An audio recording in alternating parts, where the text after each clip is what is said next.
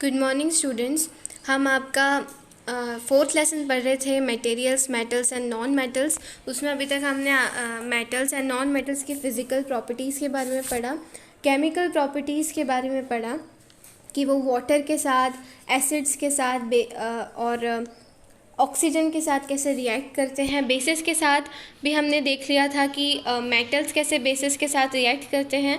तो metals reacts with sodium, जब sodium hydroxide के साथ रिएक्ट किया था मेटल ने, तो क्या प्रोड्यूस किया था? हाइड्रोजन गैस प्रोड्यूस की थी। तो जब मेटल्स बेसिस के साथ रिएक्ट करते हैं तब वो हाइड्रोजन गैस प्रोड्यूस करते हैं।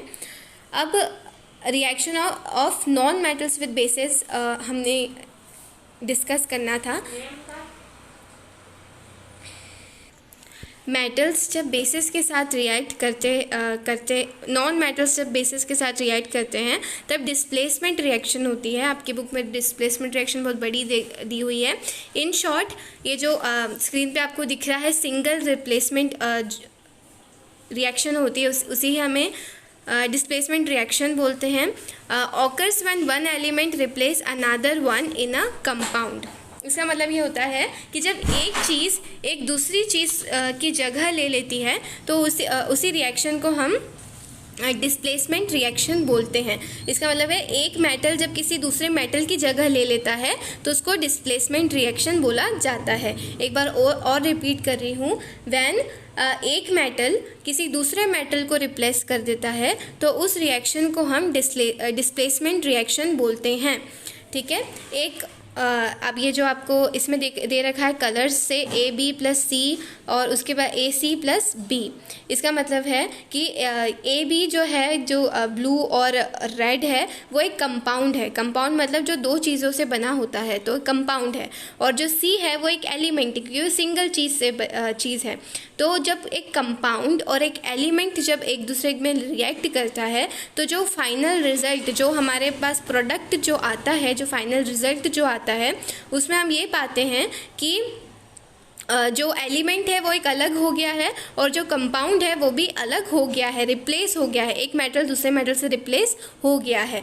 यही जो AB+C को जब हम रिएक्ट करते हैं तो AC जो होता है वो साथ में हो जाते हैं, कंपाउंड बन जाता है, और ये जो B होता है वो अलग होके एक एलिमेंट बन जाता है। इसी रिएक्शन को हम डिस्प्लेसमेंट रिएक्शन बोलते हैं। तो आप लोगों को एक एक्टिविटी दी है। इस एक्टिविटी में आपको 5 बीकर्स लेने हैं एक ही साइज़ के। उसमें सब में पानी लेना है। कितना पानी लेना है? 100 मिलीलीटर्स तक का पानी लेना है।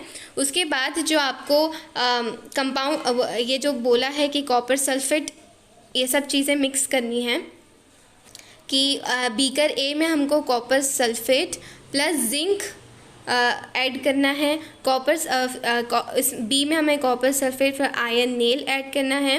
C में zinc sulphate plus copper add करना है, iron sulphate plus copper D में, और E में zinc sulphate and iron nail.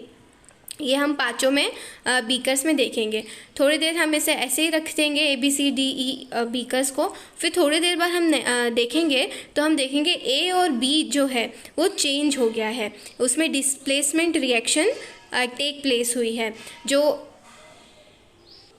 हम देखेंगे कि इनका कलर चेंज हो गया है क्योंकि ZnSO4 मतलब जो जिंक है और जो सल्फेट है वो साथ में हो गया है, और जो कॉपर जो है उसको अलग कर दिया है। सेम टू सेम B उसमें भी हुआ है कि आयरन नेल जो FeSO मतलब आयरन और सल्फर साथ में हो गए हैं, और Cu मतलब कॉपर को अलग कर दिया है। लेकिन अब क्वेश्चन आता है कि C, D और E में ये सेम रिएक्शन क्यों नहीं हुई, सेम चीज़ क्यों नहीं हुई? ऐसा इसलिए होगा क्योंकि जो जिंक है वो बहुत ज़्यादा रिएक्टिव मेटल होता है। इस वजह से जिंक जो तो हमने देखा है कि जो बहुत ज़्यादा रिएक्ट करता है मेटल, वो कम रिएक्ट करने वाले मेटल को से रिप्लेस कर देता है। लेकिन जो बहुत ज़्यादा रिएक्ट करता है मेटल, वो कम रिएक्ट करने वाले मेटल को रिप्लेस जो कम रिएक्ट करने वाला मेटल है वो ज़्यादा रिएक्ट करने वाले मेटल को रिप्लेस नहीं कर सकता। इसी वजह से जो हमारा CDE है उसमें कोई चेंज नहीं आया था, क्योंकि जिंक जो है वो बहुत ज़्यादा पावरफुल एंड रिएक्टिव मेटल है जिसको कॉपर और जो आयन है वो रिप्लेस नहीं कर सकते क्योंकि वो उससे लेस रिएक्टिव होते हैं। अब ये आपका लास्ट टॉपिक है uses of metals and non metals की। अब हमने सब पढ़ लिया, मेटल्स की और नॉन मेटल्स की केमिकल प्रॉपर्टीज़ देख ली, फिजिकल प्रॉपर्टीज़ देख ली। अब इनके यूजेस देख लेते हैं कि क्या क्या यूजेस हैं। You should be able to guess why metals and are used in making machinery. आप सबको अभी तक पता ही चल गया होगा कि मेटल्स का यूज़ क्यों किया जाता है। जो मशीनरी, जो ऑटोमोबाइल्स जो होते हैं, बड़ी बड़ी जो गाड़ियाँ बनती हैं, इंडस्ट्रियल गैजेट्स जो होते हैं, कुकिंग के लिए जो यूटेंसिल्स होते हैं, कुकिंग के जो बर्तन होते हैं, वाटर बॉयलर्स एक्सेट्रा, ये सब चीज़ें मेटल्स की क्यों बनती है। You are also familiar with the uses of some non metals. Non metals के यूजेस से भी आप अब फेमिलियर हो चुके हैं कि नॉन मेटल्स का यूज़ कहाँ कहाँ किया जाता है। Here are some interesting ones. We are sure that you will guess them right. यहाँ पर आपको कुछ यूजेस दे रखे हैं नॉन मेटल्स एंड मेटल्स के। उनके हमें पता लगाना है कि कौन सी चीज़ यूज़ होती है, मेटल्स या नॉन मेटल।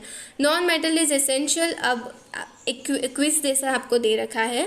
फर्स्ट है non metal is essential for a life which all living beings inhale during breathing. मतलब ये एक नॉन मेटल है जो हमारे लाइफ के लिए बहुत ज़्यादा एसेंशियल है, हम इसके बिना जी नहीं सकते। विच ऑल लिविंग बींग्स, और जितने भी लिविंग बींग्स हैं वो इनहेल करते हैं, सांस लेते हैं। तो क्या लेते हैं सांस में, ऐसा कौन सा नॉन मेटल है? तो यस, ऑक्सीजन। फर्स्ट वाला क्या है, इसका आंसर क्या है? ऑक्सीजन। सेकेंड है non metals use in fertilisers to enhance the growth of plants. एक नॉन मेटल है जो प्लांट्स की ग्रोथ में हमें मदद करता है, प्लांट्स की फर्टिलिटी जो उपजता होता है वो बढ़ाता है। तो ऐसा कौन सा है? तो N&P मतलब नाइट्रोजन प्लस फॉस्फोरस। ये ऐसे दो नॉन मेटल्स हैं जो कि प्लांट की ग्रोथ को, प्लांट की फर्टिलिटी को बढ़ाते हैं। तो सेकंड में हम फिल करेंगे नाइट्रोजन प्लस फॉस्फोरस। थर्ड है non metals use in water purification process. Non metals जिसका यूज़ हम वाटर प्यूरिफिकेशन में करते हैं। वाटर प्यूरिफिकेशन मतलब वाटर को जो साफ़ करता है। तो क्या? क्लोरीन। क्लोरीन एक ऐसा नॉन मेटल होता है जो वाटर को साफ़ करने में मदद करता है। जो वाटर की साफ़ करने वाली जो प्रोसेस होती है, वाटर प्यूरिफिकेशन जो प्रोसेस होती है, उसमें क्लोरीन का यूज़ किया जाता है। फोर्थ है non metals use in purple coloured solution which is applied on wounds as an antiseptic. जब आप डॉक्टर्स के पास जाते हैं, जब आपको कहीं लग जाती है, तब वो आपको एक ब्लू कलर का एक सॉल्यूशन आपकी चोट पर अप्लाई करते हैं। तो वो क्या होता है? वो एक आयोडीन होता है। जब आप डॉक्टर से पूछोगे तो आपको बताएंगे कि क्या है, ये आयोडीन होता है जो कि हमारे जो वॉन्ड्स होते हैं, हमारी जो चोट होती है, घाव जो होते हैं, उनको भरने में मदद करता है। नॉन मेटल्स यूज इन क्रैकर्स। क्रैकर्स जो होते हैं, फटाके जो होते हैं, बम जो होते हैं, ये सब चीज़ें होती हैं, उसमें जो नॉन मेटल्स का यूज़ किया जाता है वो क्या है? सल्फ़र। सल्फ़र एक ऐसा नॉन मेटल है जिसको जो क्रैकर्स जो होते हैं उसमें यूज़ किया जाता है। You may add some more uses of metals and non metals from your experience. और आप और ज़्यादा यूजेस भी बता सकते हैं मेटल्स एंड नॉन मेटल्स के। ये सारे नॉन मेटल्स के यूज़ थे। मेटल्स के यूज़ हम सबको पता है, जैसे हमारे घर पे कुकिंग यूटेंसिल्स जैसे कढ़ाइयाँ वगैरह होती है, पेन्स होते हैं, फ्राइंग पैन्स होते हैं, ये सब मेटल्स के बने होते हैं। कार्स जो होती हैं, ऑटोमोबाइल जो गाड़ियाँ होती हैं, उनमें वो उनका पूरा मटेरियल पूरा मेटल से बना होता है। तो सबके अपने अलग अलग यूजेस होते हैं, मेटल्स के भी और नॉन मेटल्स के भी। ये प्रॉपर्टीज़ हमने देख ली। हमें अब पता चल गया है ये लेसन को पढ़ने के बाद कि मेटल्स कोई चीज़ मेटल है या नहीं है वो हम कैसे पता लगा सकते हैं। आई होप आप सबको ये चैप्टर अच्छे से समझ आया हो। फिर 2 क्वेश्चन हैं जो भूजू और पहेली पूछते हैं, इसके साथ हम ये चैप्टर ख़त्म करेंगे। सबसे पहले पहेली क्या पूछती है? I heard that magnesium is found in plants, in what form is it found in them. कि पहेली बोलती है कि मैंने ये सुना है कि प्लांट्स जो होते हैं उसमें मैग्नीशियम होता है। मैग्नीशियम जो है एक मेटल है। तो वो बोल रही है कि मैग्नीशियम जो एक मेटल है वो एक प्लांट में कैसे हो सकता है। In what form it is found in them, किस फॉर्म में पाया जाता है? तो इसका आंसर है कि एक क्लोरोफिल, प्लांट्स में एक क्लोरोफिल होता है, एक पिगमेंट होता है जिसमें मैग्नीशियम पाया जाता है। अब ये भूजू क्वेश्चन पूछता है, the doctor reported iron deficiency in my body, where is iron in my body? तो वो बोलता है कि डॉक्टर ने बताया कि मेरी बॉडी में आयरन डिफिशियंसी है, आयरन की मेरी बॉडी में कमी है। तो वो सोचता है अरे मेरी बॉडी में आयरन, मेरे बॉडी में लोहा कैसे है?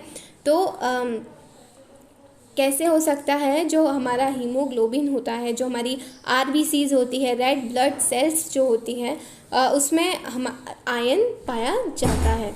इसके साथ ये चैप्टर ख़त्म होता है। आई होप आप सबको ये चैप्टर अच्छे से समझ आया हो। इसके बाद अगले सेशन में हम इसके क्वेश्चन आंसर्स डिस्कस करेंगे। जब तक के लिए thank you and have a nice day.